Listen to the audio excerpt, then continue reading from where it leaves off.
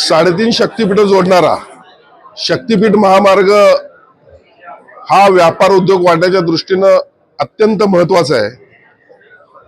मुंबई नागपूर, मुंबई बांदा आणि बांदा ते वर्धा असा हा तिसरा शक्तीपीठ महामार्ग होत असताना संपूर्ण महाराष्ट्र एकमेकाला जोडला जाणार आहे आणि यामुळे महाराष्ट्राची प्रगती होणार आहे। या संदर्भात कोल्हापूर जिल्ह्यातील विविध संस्था, औद्योगिक संस्था, व्यापारी, उद्योजक, शेतकरी यांची एकत्रित बैठक घेऊन या संदर्भात शक्तीपीठ महामार्गाचा होणारा उपयोग आणि त्याचबरोबर यामध्ये लोकांच्या मध्ये जो काही गैरसमज झालेला आहे तो दूर करण्याच्या दृष्टीनं शक्तीपीठ महामार्गामध्ये जी जमीन जाणार आहे त्यासाठी शासन काय करणार आहे किंवा कोणतंही नुकसान होणार नाही या संदर्भात ही बैठक आज या ठिकाणी आयोजित केली। सर्वानुमते आज आम्हाला असं ठरलं की सर्वजण विविध संस्था सन्माननीय मुख्यमंत्र्यांच्या नावानं या ठिकाणी त्याला समर्थनाचं पत्र देणार आहेत आणि या शक्तीपीठ महामार्गाला सर्वांची अनुमती आहे।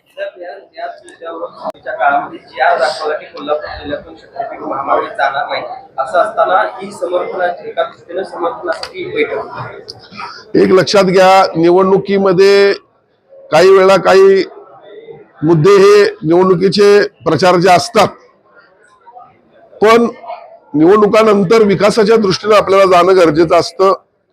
काही वेळा मतदारांची भूमिका किंवा मतदारांच्या मध्ये गैरसमज पसरवण्याचा काही लोक प्रयत्न करत असतात, त्यामुळे अशा प्रकारची भूमिका त्यांना घ्यावी लागली असेल, पण शासनाची भूमिका ही निश्चितपणे शक्तीपीठ महामार्ग होणार आणि सर्वांना विश्वासात घेऊन जाणार असे। आणि बघा, शेवटी विकास हा महत्वाचा आहे। आज ज्या वेळेला पंतप्रधान नरेंद्रभाई मोदी यांनी इंडिया@47 देशाला महासत्ता बनवण्याचं 2047 सालचं स्वप्न त्यांचं आहे, किंवा आपण त्या पद्धतीने आपली पावलं पडतायत, त्याच पद्धतीनं मग जर महाराष्ट्रानं जर साथ दिली नाही तर मग हे आपण कसं साध्य करणार। आणि त्यामुळं माझी सर्वांनाच विनंती आहे की येस ऑर नो किंवा विरोध किंवा समर्थन यापेक्षा सत्यता तपासून आपण या ठिकाणी या शक्तीपीठ महामार्गाला सर्वांनी साथ देणं गरजेचं आहे।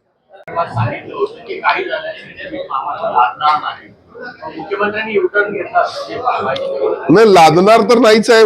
ह्यासाठी आपण विचारमंथन सुरू आहे। आपण लोकांच्यापर्यंत यासाठी जे काही गैरसमज झाले ते गैरसमज दूर करण्याचा प्रयत्न करतोय। लादणं हा सरकारचा कुठलाच प्रोजेक्ट सरकारनं लादलेला नाही आहे, पण निश्चितपणे या ठिकाणी जो चांगला प्रकल्प आहे, जो महाराष्ट्राच्या हिताचा आहे, देशाच्या हिताचा आहे, तो जर झाला तर आपण विकासापर्यंत जाणार आहे। आणि त्यामुळे आमचा हाच प्रयत्न आहे की सर्वांना विश्वासात घेऊन आपण या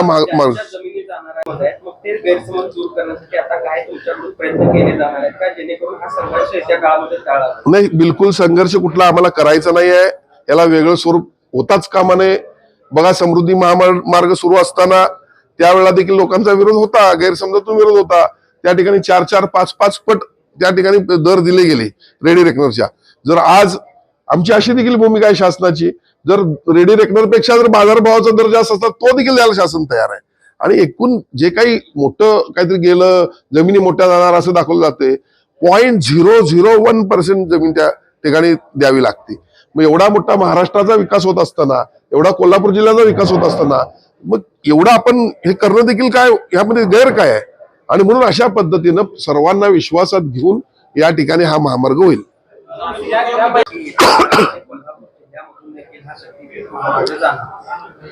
नाही, बघा, शक्तीपीठ महामार्ग हा मंजूर झालेला महामार्ग आहे। समृद्धी महामार्गाला देखील अशा पद्धतीने विरोध होत असताना गैरसमजातून विरोध होत होता। आज त्या ठिकाणी जर बघितलं, ज्या ठिकाणाहून महामार्ग गेलेला आहे त्या संपूर्ण आजूबाजूच्या परिसराची फार मोठ्या प्रमाणामध्ये प्रगती झालेली आहे। आणि त्यामुळे या ठिकाणी देखील गैरसमजातून काही विरोध होत असेल तर मला खात्री आहे की हा गैरसमज दूर होईल आणि महामार्ग या ठिकाणी होईल।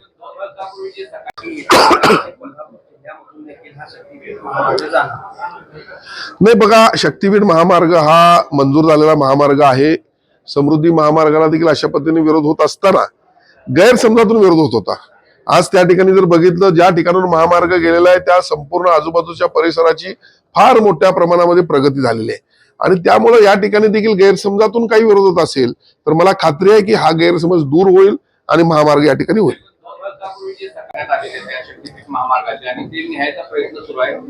विरोध आहे, ज्या शेतजमिनीचा विरोध आहे त्या जमिनीला कर्ण करून काढणं म्हणजे नक्की होणार काय? बघा, मी आपल्याला सांगितलं की देश आता 2047 साली महासत्ता बनवण्याच्या मार्गावर आहे. महाराष्ट्राचं योगदान देखील तेवढं असणं महत्वाचं आहे. जर का एखादा चांगला महामार्ग होत असेल आणि त्याला 3 शक्तीपीठ, 12 जिल्हे, जवळपास 40 तालुके, 250-300 गावं जोडली जात आहेत, व्यापार वाढतोय, उद्योग वाढतोय, आणि मग अशा वेळेला 0.001% जर त्या ठिकाणी जमीन त्याला द्यावी लागत असेल तर ते चुकीचं आहे. मग त्याला विरोध करणं चुकीचं आहे. आणि त्यामुळं माझी सर्वांनाच विनंती आणि आव्हान आहे की आपण सर्वांनी या शक्तीपीठाला मान्यता दिली पाहिजे आणि सर्वांनी मिळून या विकासामध्ये सहभागी झालं पाहिजे. चर्चा केली. अलमट्टीच्या धरणाची जी उंची वाढवण्याचा निर्णय घेतलाय त्याला कुठल्याही राज्य सरकारने विरोध केलेला नाही असं केंद्राचं पत्र आहे. ते आता खासदार विशाल पाटील यांना लिहिलेलं आहे. महाराष्ट्रानं या अलमट्टीच्या धरणाच्या उंची वाढवण्यासाठी सकारात्मकता दाखवलेली आहे. विरोध का केला नाही किंवा विरोध करायचा नाही का? बघा, ह्या गोष्टीची मला माहिती नाही, पण मी आपल्याला एवढं सांगू इच्छितो की यावेळेला पूर परिस्थिती परत एकदा निर्माण झाली होती गेल्या पावसात. त्यावेळेला विजापूर, बेळगाव आणि कोल्हापूर जिल्हाधिकारी, मी स्वतः, तत्कालीन मुख्यमंत्री एकनाथ शिंदे साहेब, आपले जलसंपदाचे सचिव आणि सर्व मंडळी आम्ही नेहमी संपर्कात होतो. धोका पातळीच्या वरती पाणी जाऊन दिलं नाही. जर कोऑर्डिनेशन असेल तर त्या ठिकाणी किती उंची वाढली आणि किती काय असलं तर पूर्वीच्या सरकारनं कोऑर्डिनेशन ठेवलं नव्हतं. एक लक्षात घ्या, शेवटी देश आपला एक आहे. राज्य जरी वेगवेगळी असली तर कुठल्याही राज्यातल्या नागरिकांचं नुकसान होणंही चुकीचं आहे. आणि त्यामुळे कोऑर्डिनेशन असणं गरजेचं आहे. आम्ही यावेळी दाखवून दिलं. आम्ही कर्नाटक सरकारवर कोऑर्डिनेशन ठेवलं आणि धोका पातळीच्या वरती 1 इंच पाणी जाऊन दिलं नाही. आपण बघितलं त्यावेळी सातत्यानं आपण पूर परिस्थितीची पाहणी करत होतो. आणि म्हणून आता ही परिस्थिती आहे. काही दिवसामध्ये आपण हे पूर परिस्थिती निर्माण व्हायला नको म्हणून आता MRTP प्रोजेक्ट देखील आणलेला आहे. या सगळ्या गोष्टी पुढच्या काळामध्ये चालू राहतील. पालकमंत्री असतील किंवा मंत्री हसन मुश्रीफ असतील यांची देखील मग समजूत तुम्हाला काढावी लागणार आहे, कारण ते दोघे देखील या आताच्या घडीला या सगळ्याच्या विरोधात दिसतात. बघा, हा माझा भाग नाही आहे. माझी सन्माननीय मुख्यमंत्री मोदयांची बैठक झाली, त्यांनी मला म्हणजे मी स्वतःच म्हटलं की शक्तीपीठ महामार्गासाठी आपल्याला पुढे जाणं गरजेचं आहे. त्यावरती या ठिकाणी कोल्हापूर शहराचा आजपर्यंतचा विकास जर आपण पाहिला तर आपण विकासापासून वंचित आहे. याविषयी मग कोल्हापूर शहरासाठी देखील मोठ्या प्रमाणात बजेट याच्यातून आपल्याला घ्यायचं आहे. आणि म्हणून अशा पद्धतीनं कुणाचा विरोध नाही किंवा दोन्ही मंत्री आमचेच आहेत ना, विरोध किंवा त्यांचा विरोध मी समर्थन असा काही विषय नाही आहे.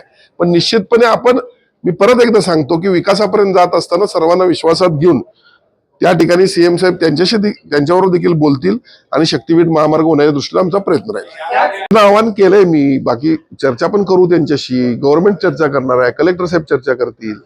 पण अलमट्टीच्या संदर्भामध्ये राज्य सरकारने नाही, बघा, हा कसा आहे, आता मला या बाबतीमध्ये उंची वाढवणार आहे का याबद्दल मला माहिती नाही. ते सन्माननीय मुख्यमंत्री मोदी याविषयी चर्चा करतील त्यांच्याशी. राज्य सरकारने याला किमान आक्षेप घेतला असता तर त्या संदर्भात एक समिती नेमली जाणार होती. जर कुठल्या राज्याचा आक्षेप, काही गोष्टी आपल्यापर्यंत येत नाहीत, आक्षेप घेतला देखील असेल. पण जल आयोगानं पत्र दिलंय खासदार विशाल पाटलांना की कुठल्याही राज्यानं तशा पद्धतीचं पत्र दिलेलं नाही, त्यामुळे समिती स्थापन करण्याचा किंवा पुनर्विचार करण्याचा प्रश्न आहे. अलमट्टी मला वाटतं बांधकाम ज्यावेळी झालं त्यावेळी ते खासदार होतेच घरातले, त्यांचे आणि मंत्री पण होते. त्यावेळेला त्यांनी जरा जास्त लक्ष दिलं असतं. काँग्रेसमधून निवडून आले ना ते, आता पण काँग्रेसमधून आलेत. त्यावेळेला जर चांगलं लक्ष दिलं असतं बरं झालं असतं. आणि